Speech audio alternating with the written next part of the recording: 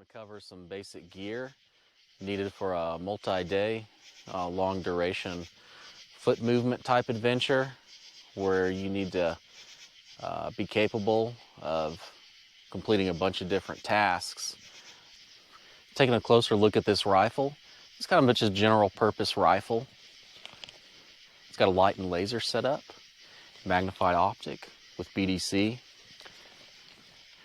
and a red dot Surgicon RMR on top. Let's take a closer look at some of the more critical items that are always going to be on your body. This being the chest rig, minimum amount of magazines. There'll be more magazines accessible on the pack, a sidearm with a light and laser, and a small pouch for items that you need to get to quickly and easily. Now, this item is the Bluetooth earbuds and microphone for the radio.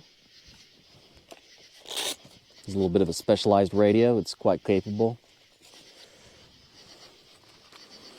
Extra batteries. And on the helmet here, this is a pretty simple night vision setup. Dual tube night vision for better safety doing foot movements because you get a sense of depth perception so you can place your feet better. A strobe, which does IR invisible, a work light for IR invisible, and just a smaller light and IR invisible. All the controls on the lights will be set up to where they're initially on IR, so in case they get accidentally activated, you can keep some light discipline. Here, if I turn this Core Survival Hellstar on, nothing happens. It's on the IR setting. Got to first move it to visible, then it'll function in the visible setting. Ear protection. This is a non-ballistic helmet and a well-balanced counterweight. Now there's some other important gear in the pack that you need to be able to access quickly as if it was as important as the gear on your chest rig. Of course, that's additional ammo. You can go through just 4 mags of ammo in no time at all. And then you don't have the ability to get into your pack quick enough unless you somehow have the ammo on the pack to where you can yank it quickly. And this is just a bandolier underneath the top shell of the pack. You can reach behind your head and just pull it right out, along with some other items you'll need during foot movements on the pack pretty frequently. I run multiple water bladders in the pack because this pack is intended for multi-day, long duration, and also long distance foot movements. And there may be long distances between water sources. This pack also offers side pouches to quickly access items, just like mini packs. You can attach MOLLE here, or you can just reach into these side pouches. There's a lensatic compass here you can get to quickly. It'll work at night. It's a tritium compass. And this pouch is another pen for quickly taking notes. If you get some information over the radio you need to take quickly. Another light if needed. And a small handheld GPS. Now these additional pouches on the pack. Here we have an additional camel pack bladder that we can get to quickly and fill up, and it places the weight well balanced close to our back along that center line. We have some lighter weight items in this pouch. Here we have some items that a team member can access if you don't already have your map, in a cargo pants pocket or on the chest rig. These pockets are also some more items that can be accessed quickly. A hat, an additional radio and antenna, an IFAC medical kit with a few additional items that would be beneficial during a long duration, long distance foot movement. Extra radio batteries. A critical items pouch, which will have more batteries, some fire starting material, some water purification tablets, items like that. Items that may normally be carried in the day pack. Now we can see the pack, the main body. The main body is composed of 2 different compartments. The upper compartment, which is the largest, is big enough to carry 5-gallon fuel or water containers.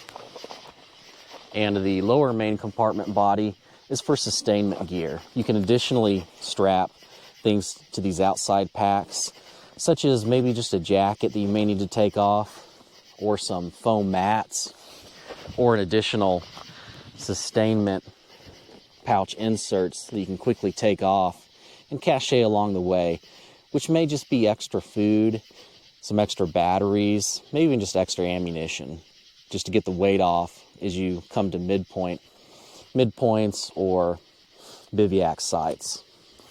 Now for bivouac sites, this pack will let you empty out the bottom compartment and recompress it. You can roll it up, fold it back, and now the pack profile is overall smaller. You can leave this at your bivouac site. This is a Mountain Hardware Hunker tent, which is a one-person tent that gives you additional room for packs to keep inside of your tent with a vestibule. And along with this tent, it was laid out with the sleeping bag and then rolled up all into one, like a Ranger roll. That's critical for any pack to be set up to where you can quickly dump sustainment items that you don't need to lighten the pack and continue on in the foot movement, or to dump the whole pack all together and quickly pull out a day pack.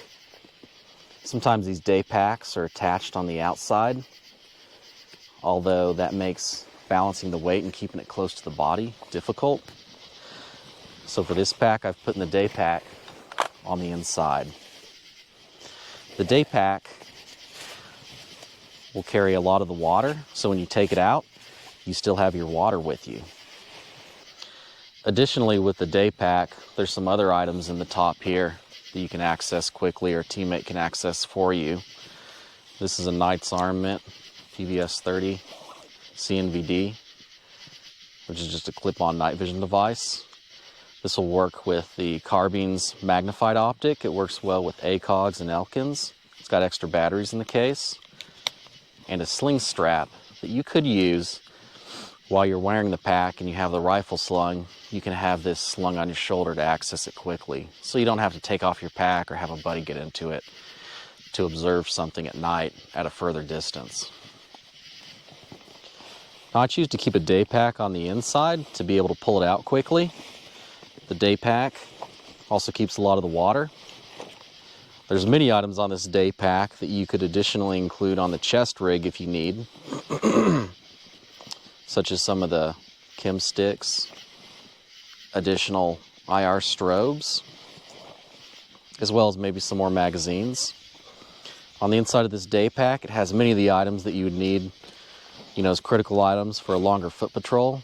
If you had decided to cache the main pack just for sustainment, it may be a bivouac site, and then you couldn't return to the bivouac site. In that case, you'd maybe want to grab the extra radio batteries out of this side pouch, grab your map, grab the extra radio out of here, toss it all in here and take this pack with you if you're not sure if you can make it back to your bivouac site. And here we've got a waterproof bag for the night vision helmet,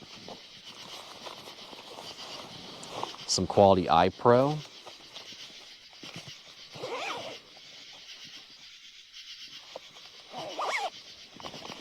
as well as many extra batteries, extra contact lenses if you need them, secondary bladder, extra keys if you need them, extra, maybe some hygiene items or a few survival items or other critical items you need.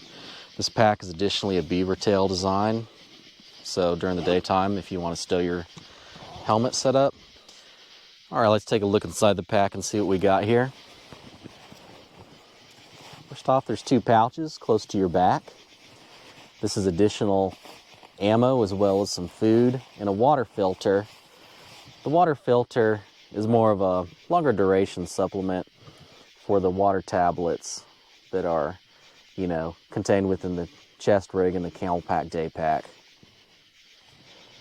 I think the ammunition loadout should be about twice what you think you'd need. Now, it's easy to run out of ammunition. There's no ammunition ferry that's going to come hip-hopping over to refill your ammo supply. Chances are your buddies are going to need ammo. These old Bandoleers, they're an easy way to to keep extra magazines. In future videos, I'll cover additional ways to store and pack ammunition to be able to access it easily, as well as cache it. You know, the combat situations that I've been in, it's very easy to run out of ammunition, regardless of how much you bring. The circumstances change, and nobody's in control of all the circumstances, and you may have to react and really just survive through a high expenditure of ammunition over very long sustained periods. Here in this waterproof bag, we've got some hygiene items, dehydrated food, some extra clothes, and maybe a few other comfort items. These could all be cached somewhere or left at a bivouac site, and they wouldn't be critically important to your immediate survival. Now I've chosen to put the foam mat on the outside. This pack setup lends itself very well to, cold weather adventures, just because the foam mat is very important to insulate you from the ground. Now, when you get your pack, focus on a few very important concepts. When you're packing your pack, try to keep the weight close to your back, but also try to keep items that you need to access quickly very accessible. Sometimes you may have to compromise. Sometimes heavy items that you need to access quickly, they might have to be somewhere on one of these outside pockets. And that's okay, as long as you can try to get as much weight towards your back as possible. Make sure the pack is big enough to carry everything you need. This pack, again, can collapse down to some extent and compress. Make sure that everything is waterproof. And another concept, too, is mobility. Try to keep your pack as lightweight as you can. You can use dehydrated food. Also have extra camel pack bladders for water to make those long distant foot movements between water sources. And as mentioned earlier, it's also important to be able to level the most critical items in your pack almost as you would consider a war belt, like a level 1 item. Something that's always on your body, similar to how your chest rig would be, or your rifle, or your helmet. Having a day pack that you can take out quickly that has everything you need is a great idea. All right, at 2 a.m., we need to be moving on foot. We're going to leave our pack at the bivouac site. Basically stripped out of the pack all the critical gear. I was able to do that quickly because the critical gear was mostly already set up in the day pack. So with limited time, I was able to, again, get everything I need out of this main pack, get the chest rig on, get my clip-on night vision sight, get the rifle ready, get the pack on quickly, and be ready to move on foot.